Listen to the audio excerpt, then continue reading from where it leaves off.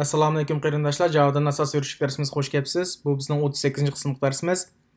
Bu qismlik darsda biz Javoda intayin muhim bo'lgan ikki halqiliq so'z to'g'risida o'rganamiz. This and super. This va super degan. Ol men bir package va class quray.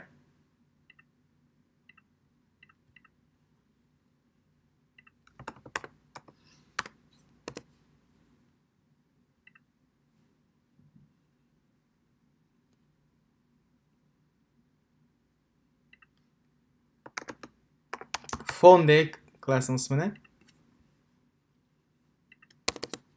Biz bugun this bilan superning farqi va this method bilan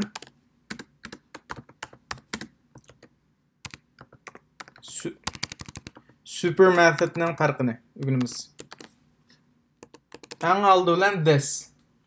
Bu this degan biz bir qitim ishlatdik-ku, constructor overloading ni o'tgan chaqda, constructor overloading ni o'tganda biz this ni o'rgandik. Endi this degani asosiy tushunchaqlab aytgan chaqda mush classning, mush phone yani mush yozilgan classning o'zining ichidagi yoki ball class hamda ichidagi variable ni ko'rsatadigan bir alqiliq so'z. Endi super bo'lsa parent class yoki super classning ichidagi ash variable ni ko'rsatadigan bir alqiliq so'z yoki this bilan super da. Men buni hozir amaliy misollarni ko'rsatib qo'yay. Masalan, phone degan classning masalan men bir instance variable quray. Mana instance variable deydi, instance variable. Mesela name, tamam. Brand başına koy. Sen Apple Day markasını. Ona dikken price mesela $8 olsun. Ma bu instance variable ma bu. Man static variable kıldı yaptı farkını. Bahası static variable ma bu instance variable. Ma bu static variable. Static qanda class deb dedim. Bu endi buni men bir method quray. Mesela default altida bir method qo'ysam, deganda qo'y default ni. Qanday qo'ysam bo'lardi? Public qo'ysam bo'lardi.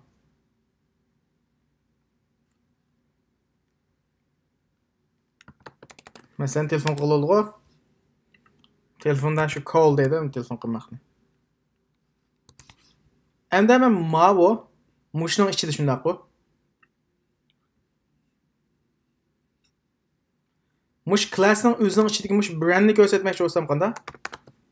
This brand bo'ladi. Men olmini men nimaga o'zgartirib qo'ysam bo'ladi? Samsung. Ana degan qanday? Shuni deb chiqarsam bo'ladi. Brand. Mana mush classning ichidagi demoqchi this degan.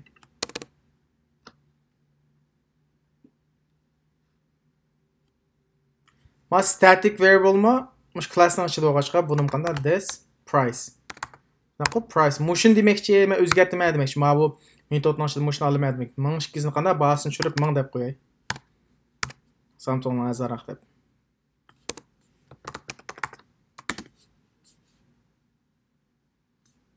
Price. Biz chiqarsak shunaqa. Endi buni main metodni qurib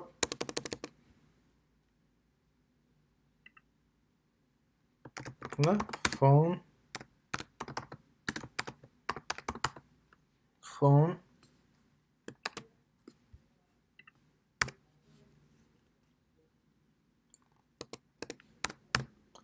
manda qilsammi bo'ldi qilinglar. Manda o'ynaydilar. Manda chaqirsam bo'ldi. Yoki men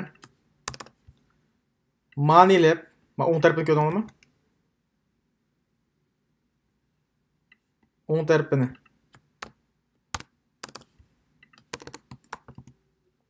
Mishadilam method miyoz chaqirsam ishkisi o'xshash. Mashkisi o'xshash. Samsung 1000 deb chiqdi shunaqa, chunki men this mush classning ichida demoqchi. Muşunu ko'rsatma demekçi. Tushunalmi? Hamda super olsa nima bo'ldi? Parent classning ichidagini ko'rsatdi. Refer qildi shuni. Masalan, Samsung deb bir class quray. Bu Samsung bal class olsun, extends phone parent class olsun.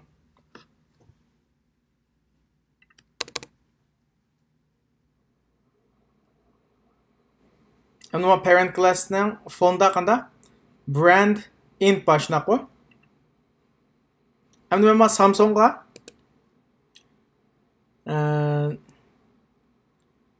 yana bir instance variable qurib, masalan, rengini deb qo'yay. White.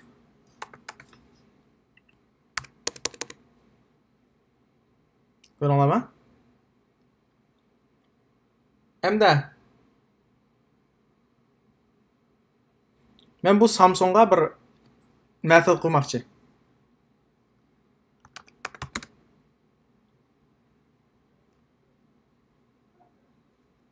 Masalan, waterproof day suv o'tmas. Bu methodning ismi. Endi diqqat qilinglar. Men mening parent class phone shunaqa. Nima parent classning variable'ni chaqirmoqchi bo'lsam, brand price deganni qanday qilman? Mishadan bevositlam super deb chaqirman. Brand mana. Buning olmati shunaqa. Keyin Samsung o'zgartgan. Men buni Galaxy ga o'zgartirdim. Galaxy. Bevositamish parent class'ini chaqiradi-da, super orqali.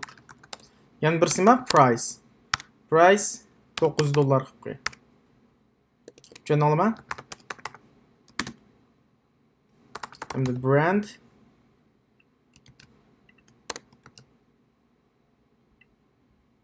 bilan price. Endi mening o'zidagi my colorni chaqirsam super orqali chaqira olmayman. Superni faqat parent class bilan chaqiraman. My child class Samsung degan. Shunga child classni this bilan chaqiraman. Colorni. Ko'rdingmi? Color. White to men black deb qo'y. O'zgartirdik. O'zbek olsa ham bo'ldi chiqsa yo'q, ha? Masalan, o'zbek tilib this color deb qo'ysang ham bo'lardi. O'zgarsang ham bo'ldi demakchi. O'zgartib bo'lib, undan keyin color deb qo'ysanglar, unki men besib chiqarsa qanda. Men bayam dedim-ku, menda yazsang ham bo'ldi deb, mashqisini yozilishini.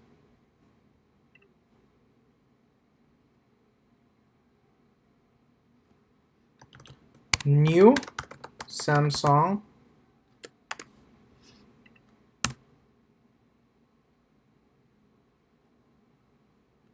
nemanim dedim, waterproof dedim shunaqa.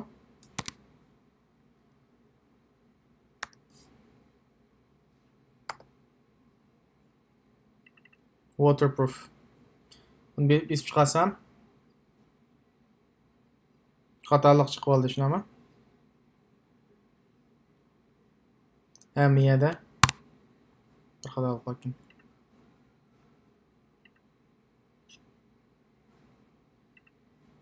Mana Galaxy 900 Black.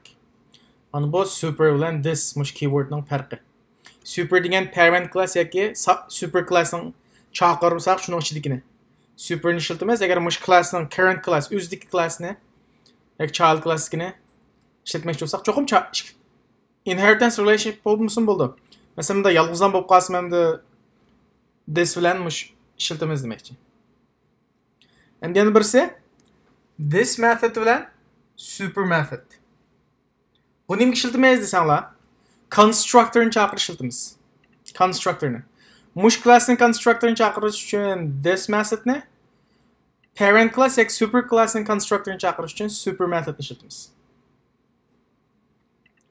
Buningga men ayrim class qurib misol ko'rsatay. Masalan, men parentlam deb olay. Tushunishingni oson bo'lish uchun parent classni. Parent shunaqa. Buni constructor qanday bo'ldi?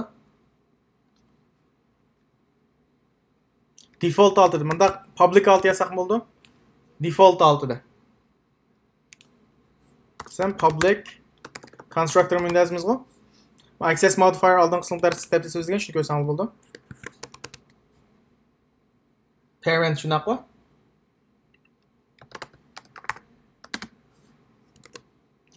Mesela mane number 1 değil, üstüdekine.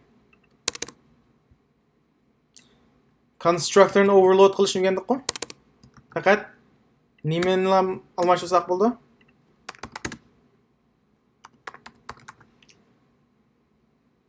Mana bu parametrni almashtirsak bo'ldi. Mana number 2 deylik. Number 2. Qata yani izlesek bo'laverdi. Qancha constructor hozir tushunishlarni ishkenlam oldim. Constructordan qo'ydim. Hamda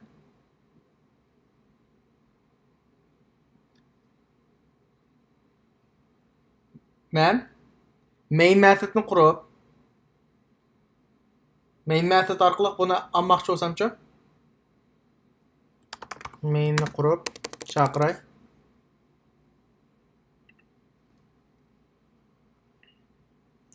Sen parent new parent deb yozsam bo'ldi.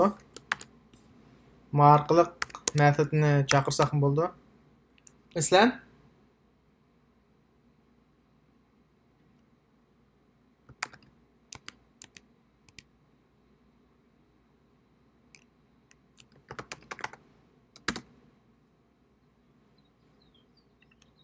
mana main method ishligini number 3 deb qo'yay, main method. Men yurgizsam hozir number 1, number 3 ni chiqadi, tushunami? Number 2 qana, number 2 yo'q.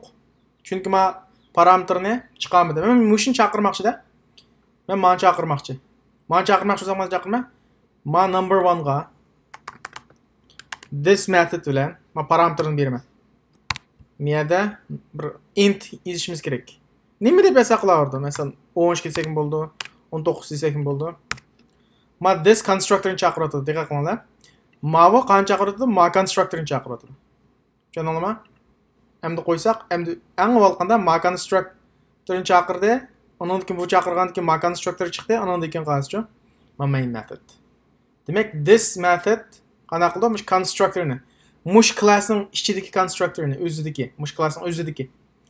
Endi super method qanday qilmaymiz desak, super method qanday?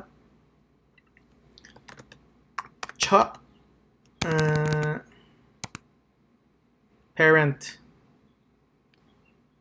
masalan human deb qo'yay. İnsan degan gap qo'y. Human. Men mushuningdan qanday chaqiraman. Human degan parentni extend human deb. Hozir men human degan super class yoki parent class oldi. Men parent degan child class oldi. Ama almış da kaymuqamalar demekçi. Human. Yani bununla constructor'ını qanday qilamiz? Human. Bunun birlam constructor quray ya. Mushu parent class turib, mush humanni qanday qilma? Chaqirmoqchi. Human constructor'ni chaqirma. Qanday chaqirma? Super deb qo'ysam ham bo'ldi.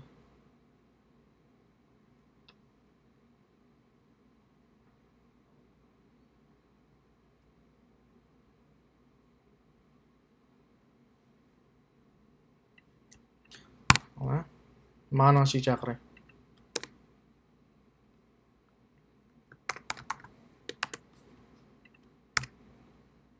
Endi mana chaqirish uchun qanday qilaman? Mana chaqirsak, eng avval nima keldi? Human constructor keldi. Mana chaqiradi super orqali. Undan qascho ma chaqirilgandan keyin undan ma chaqirilib bo'ldi-ku. Human class'niki. Undan keyin ma'lum keldi. Buni qarasanglar this bilan men ikkinchisini chaqirgan. Bu keldi, anadaki o'zi keldi, anadaki ma bu number 3 keladi. Tushuna olamiz super orqali. Masalan, mayaga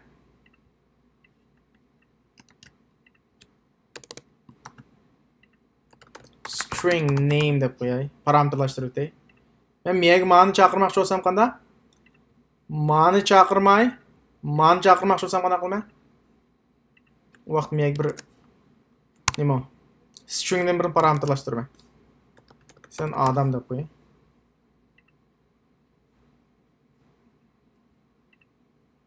Ama human constructor bo'lib qopti. Mani human constructor 2 day, mani bu 1 day.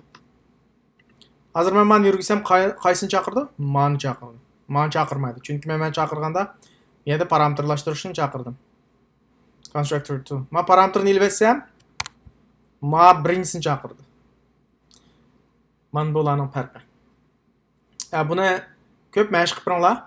Bu uchraydi, Yusraydan so'raydi. Bugun tartibim shakcha tushunmagan nuqta bo'lsa, aslida shakl qoldirsangiz bo'lar.